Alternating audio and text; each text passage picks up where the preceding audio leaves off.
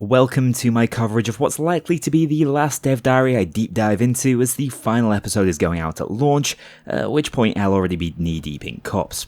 This one is all about the sound and music, as well as a topic near and dear to my heart, the narrative and story. Unfortunately, the sound quality on this one is ironically a bit garbled, so I'll be running you through everything new we learned with my nice crisp mic. Oh, and I'm not making a dedicated video on the Payday 2 update that just launched, despite it being huge, as I'll instead be streaming my final days with Payday 2 this week and can give my thoughts and opinions there. However, the TLDR for Update 240 is that it contains an absolute deluge of fixes and improvements to the game as a sort of farewell.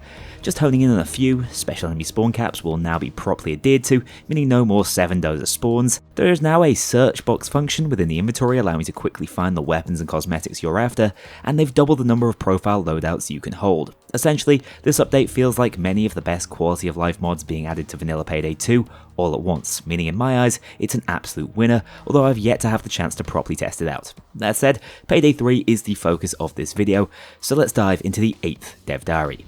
It is such a shame the audio is a little off on this one, as it is by far the juiciest diary we've received in my opinion. It outlines loads of story beats, character motivations, new storytelling systems, and Gustavo's approach to making music in Payday 3 so bloody amazing. The first thing we learn is that there will be ties to some old villains in the story.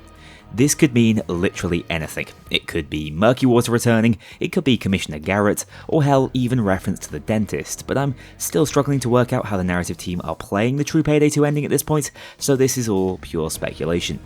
What we have learned from Marcus, Payday 3's senior writer, is that A, the White House heist happened, B, the gang retired straight after, and C, they stole the pardons. Now, that sounds a lot like the bad ending if you ask me, yet they show footage of the secret ending island retirement here, so I'm honestly clueless. I wonder if this is a case of cross wires, to be honest, and if we might actually find out that both endings really were canon after all, although I was quite happy forgetting the pardons ever existed. You know, something's a stretch when I find inserting Bane's consciousness into the president a more believable ending than nicking a bunch of old pardons. What is worth noting though, if they decide to set Payday 3 in a world where the secret never happened, that would mean the dentist is still alive, meaning the one and only Giancarlo could make a return, although theoretically he should be in someone else's body. Please don't quote me on that though. As far as the story, we do know for certain it's the people the gang have hurt in the past funding this new assault on their lives and livelihoods that has dragged the crew back out of retirement, conspiring to have them killed. From the lost tapes in Payday 2, I suspect we'll be seeing some familiar faces returning alongside a new overarching Nemesis, and it seems that a lot of the plot of the early game in Payday 3 is going to consist of working out exactly who this Nemesis is, a la Hoxton Revenge. These assassination attempts are a clever way to explain most of the gang being missing in the new game, whilst also giving Starbreeze flexibility to bring back potential survivors out of hiding in the future. To be clear, no one is confirmed dead yet, and I wonder if they ever will be, with Starbreeze playing this one really safe given how popular many of those MIA heisters were. As we guess though, Shady is confirmed here to be an old associate of Bane's, and has contacted every member of the gang to warn them of the impending attempts on their lives, but only Dallas, Hoxton, Chains, Wolf and Joy have actually responded to the calls. As for Pearl, it seems she's either going to Sydney her way into the gang by hijacking a heist, or she's Shade's addition to the team, which would make sense as a New York native. Of course, this shadowy organisation that aims to destroy the Payday gang is well connected enough to freeze the crew's retirement funds, meaning they have good reason to start heisting again, right from the bottom, to earn it all back. For context, No Rest for the Wicked is almost certainly the canonical first heist of the game. Of course, this means that Payday 3 has a more serious and at times somber tone. Old friends are missing and presumed dead, the crew has no Bane to fall back on, and money is genuinely tight within the narrative. Just look at the dingy looking Safehouse they seem to be working out of. Humour has by no means disappeared, but is more focused around how the heisters interact with their world than ever before. Speaking of these Safehouse screenshots, they don't seem to be isolated images. In fact, they appear to be narrative panels, actually telling the story from within the game, which might be putting me out of the job. But I've never been happier to be sacked, as this strikes me as a much more effective way to draw people into the lore of the series via cutscenes. As you can see from the full heist menu, we have these icons with play buttons on them that appear to act as narrative preludes and ties between each heist, which is such a huge improvement in my eyes. Also, I kinda love the art they're using for it. It seems we'll be getting far more character interactions if these setups are anything to go by, with 5 of the old roster together in one room for maybe the first time ever. And if you missed it, this is Shade's appearance in Payday 3. She's not going to be a faceless handler like Bane was.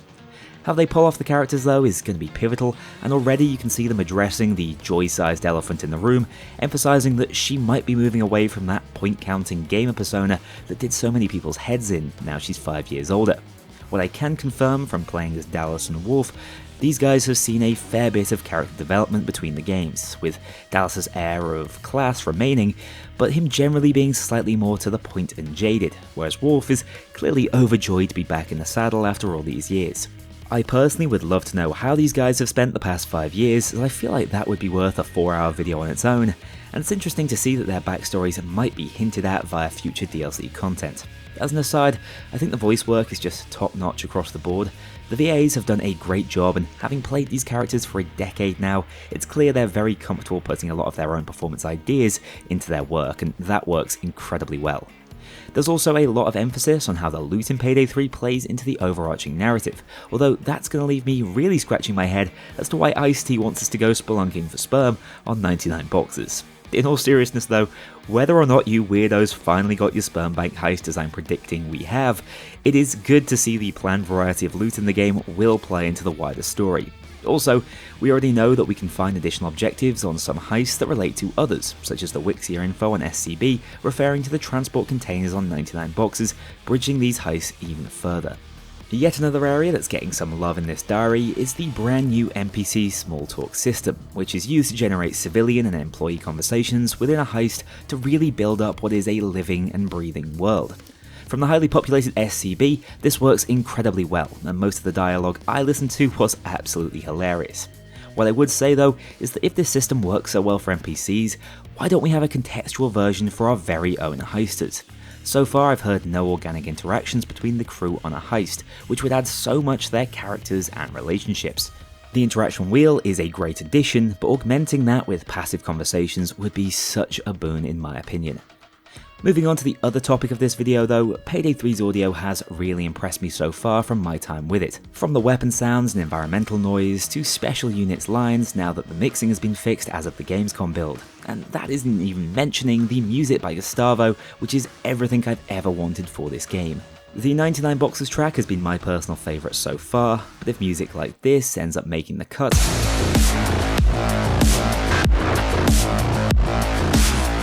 I think we have a lot to look forward to. This philosophy of 50% Payday the Heist, 20% Payday 2, and 30% Gustavo seems to have worked out incredibly well so far, meaning the tracks never feel far from their Vikland-inspired roots, but are individual enough to present Payday 3 as the brand new game that it is. As you might have heard from the beta, a lot of Payday 2's progressive control into assault music system has returned, but has also been developed such that stealth sections are also progressed as objectives are completed, adding to the tension via this 5-stage music state. I'm immensely excited to hear the full track list, as we know there are at least 8 new songs to thoroughly enjoy on launch. And that's just about it from this dev diary. Probably the best in terms of content we've seen, reflecting its proximity to Payday 3's actual launch. 5 days now for early access. It feels like a lifetime, but really shouldn't after 5+ years of waiting I've already done. In the meantime though, go out and play some Payday 2. I really appreciate the remaining devs on the project working to try and leave the game in the best possible state before presumably moving on to either Payday 3 or the new Project Baxter, whatever that is. With all that said, take care. I have a couple of surprises up my sleeve this week, so stay tuned. I'll see you all very soon. A huge thank you to my dedicated Patreon backers. If you want to join this crew in going infamous, check out the link below and pledge as little as $2 to see your name in the credits, or get 24-hour early access to future videos and vote on upcoming content. Take care, I'll see you all soon.